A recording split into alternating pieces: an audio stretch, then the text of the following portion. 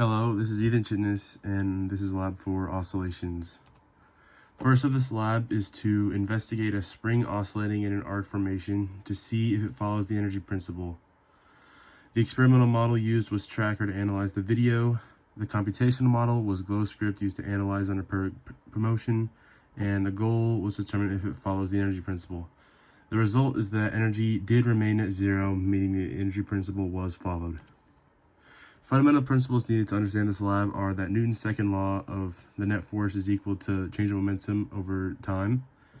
The energy principle, which is that the total work done by the system plus the heat, the thermal exchange of energy with its surroundings, should be equal to delta E, which should be zero. And useful equations are the spring equation, or update formulas, are kinetic energy formula, potential energy formula, and the fact that energy is equal to kinetic plus potential energy. So our initial mass, or our mass, is 0.402 kilograms, and the length of our spring at the beginning is 0.7 meters. This is the initial position as found in the tracker, and the initial velocity is 0. So we can see here, we have our tracker video with our graphs and the motion of the oscillating spring in this arc form.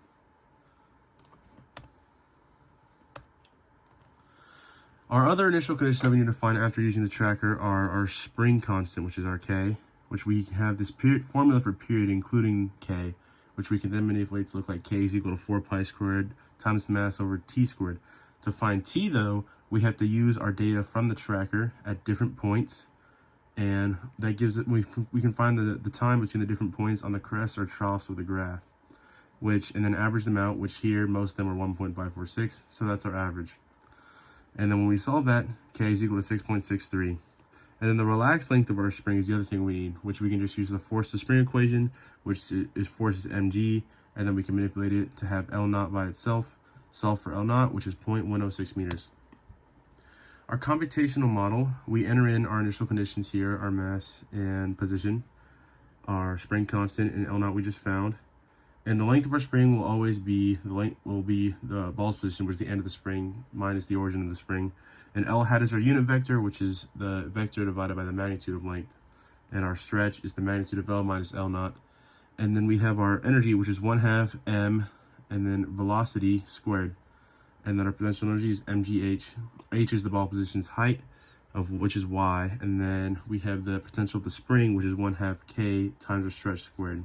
And total energy should be K plus our two potentials of gravity and spring. And then here in our while loop, which calculates at different times, we go until the time at the end of the video, which was 9.662, which is the last point. And then we have our initial energies, which are the things we just found in the last part. And then we have our force of gravity, which is mg, spring, same equation, times our unit vector, which is ks unit vector. Net force is spring and gravity. And then our velocity update is the velocity plus the force of the ball divided by mass times delta t, which is the velocity update formula. Position update formula, position plus velocity times delta t.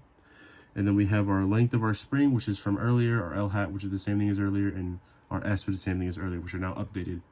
And then down here, we simply update all of our values that are up here by doing the new one that we just found minus the initial one. And that gives us our graph of our X and Y, which are fairly similar, but slightly different due to error, which we'll talk about in a minute. And here's our computational model.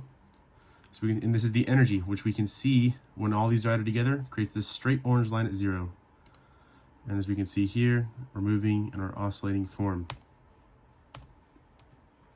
The error comes from the surroundings having an effect on our actual experiment, which is air resistance or any force that might have been done on the spring whenever it was let go on accident. This is human error or air resistance because we are not in a perfect vacuum where the outside surroundings do not affect our spring.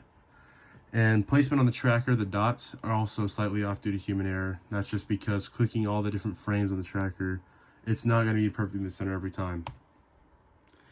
What does this mean? Our energy principle is satisfied? Yes, because as we can see back here, all of our energies make this straight orange line at 0, which means all of our energies cancel out, meaning our principle is followed because our system is isolated, so it should be 0. And the period, calculating period based on X versus Y graphs, When you calculate the average period of the oscillations on the x and y graphs, the period actually comes out to be different. Our x, when done, is 1.667 and y is 1.546, which is the one we actually use for this experiment.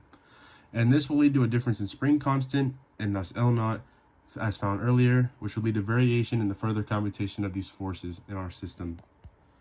And that is all.